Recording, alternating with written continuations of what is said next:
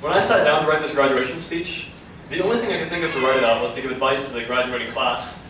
But all the advice I could think of sounded cliche. But then I realized that all those cliches are true. All those sayings you've heard over and over again, like be yourself, and take risks, and set goals, and reach for the stars, they're all true. But when I hear them said, they sound trite and overused. They don't mean anything, they're just words, because I've heard them so many times and never really understood them. When I was a kid in PE classes, I would always hear people say, keep your eye on the ball. It was years before I actually understood what that meant. I understood the words, but I never translated that to actually continuously tracking the baseball with my eyes that flew through the air. And it's the same way with cliche sayings. I hear them, but they don't sink in. And then years later, I have some epiphany about something, and then I realize I heard the same epiphany in the form of a brief saying when I was 10 years old. And I never understood it until I discovered it for myself. So, when I tell you to take risks, many of you won't understand what I mean. You'll hear the words, but you won't apply it to your life.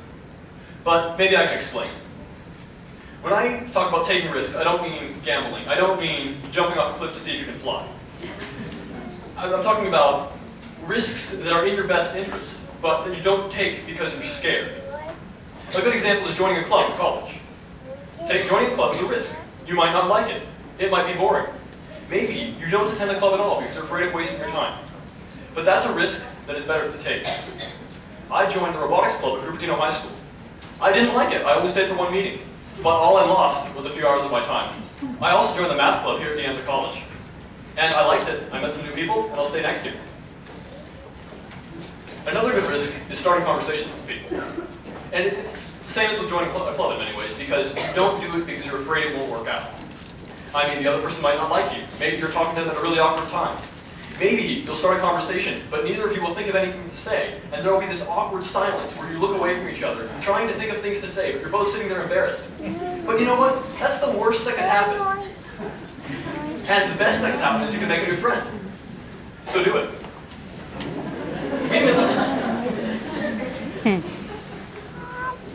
We middle college students took a risk by coming here to middle college.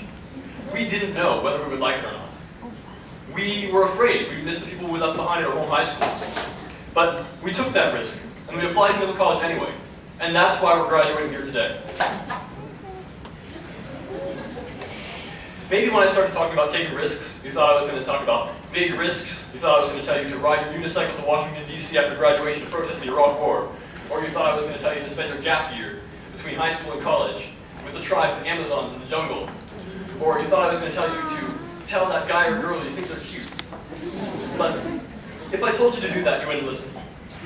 And I'm not saying there's anything wrong with taking big risks and having adventures, but small risks are important too. So I challenge each of you in the class of 2010 to push your comfort zone, to take risks, to do something you didn't even realize you were afraid of doing. Thank you.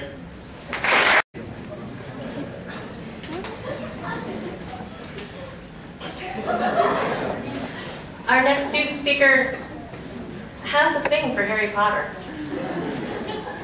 But after having spent a year with her and gotten to know how amazing she is in her own right and how dedicated and kind and positive and bubbly she is, I have to tell you, Harry Potter's got nothing on you, Rena. Very flattering. Some more speeches, right? Good evening, everyone. I'm here today not to bore you to death, but to say a few words in celebration of this magnificent day. Instead of starting out with some inspirational quote and elaborating on how the speaker of said quotes pinpoints an exceptionally important life lesson that we should all learn from, I'd rather talk about us. Yeah, us. We are about to officially become high school graduates. So does this mean that we can now change the world? So are we suddenly capable of changing the world, or do we suddenly have the authority of changing the world? Does anyone really just choose a random day and go, hey, that's the day, I'm going to change the world? Real life doesn't exactly work that way. Positive change in the world should be our goal every day, not just some arbitrary time in the future. And as obvious as it may sound, what we do today will make a difference in the present and affect affect the future. But not only our own presents and futures, but many people's. Even those of people we've never even met. And carrying this knowledge at the back of our minds, we know that every action we take counts somehow to someone, and every achievement we claim is not only our own. We are faced with multitudes of decisions every single day, and the small choices we make on a daily basis do make a difference.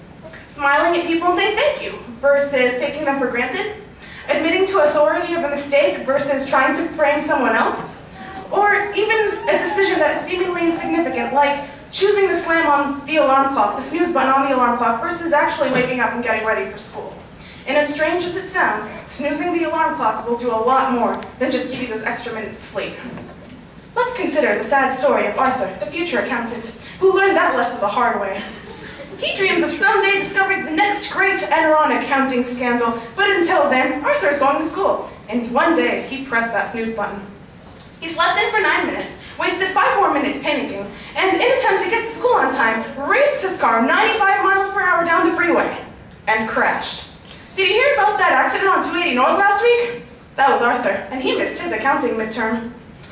I'm not trying to be gloomy or anything, I'm simply pointing out that every choice we make does matter in the bigger picture. Because of this chain reaction effect, every decision people make should be to better themselves and society, which is how change happens, minute by minute, hour by hour, and day by day. So when I'm asked what I plan to make of my life, I can say that I'm already doing what I can to make the world a better place. So to sum up, world-sized changes don't happen overnight. Of course we should have plans for the future, but it doesn't mean we should wait for the future before performing to the best of our abilities. Change happens slowly but surely. So before reaching the moment of our career goals, we must take responsibility for the aftermath of every single impulse or every well-thought-out decision we choose to act upon now, and try our best to make the aftermath positive for all stakeholders. This speech has been my attempt to influence the world by bringing to your attention the importance of all of our decisions. We are here today to celebrate our high school graduation, which represents a chain of smart decisions that collectively have brought us to this very moment. And we don't have to wait until tomorrow to continue making smart decisions. Congratulations, middle college class of 2010. I think I made a mistake and put myself after student speakers, so I'm going to go now. Actually, it's my pleasure at this point to introduce the Fremont Union High School District Academic Deputy Superintendent, Kate Jimentz, who's going to present the class of 2010.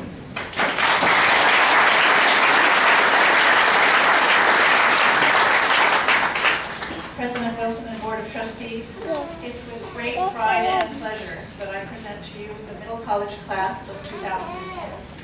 These students have made choices, taken risks, and have met the high rigorous standards of the Fremont Union High School District and are now ready to receive their diplomas. To present diplomas tonight, may I reintroduce Board President Bill Wilson, who will be assisted by board members Nancy Newton and Barbara Loomis.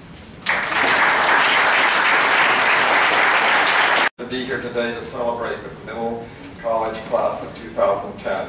On behalf of the Fremont Union High School District Board of Trustees, I accept and congratulate the middle college class of 2010.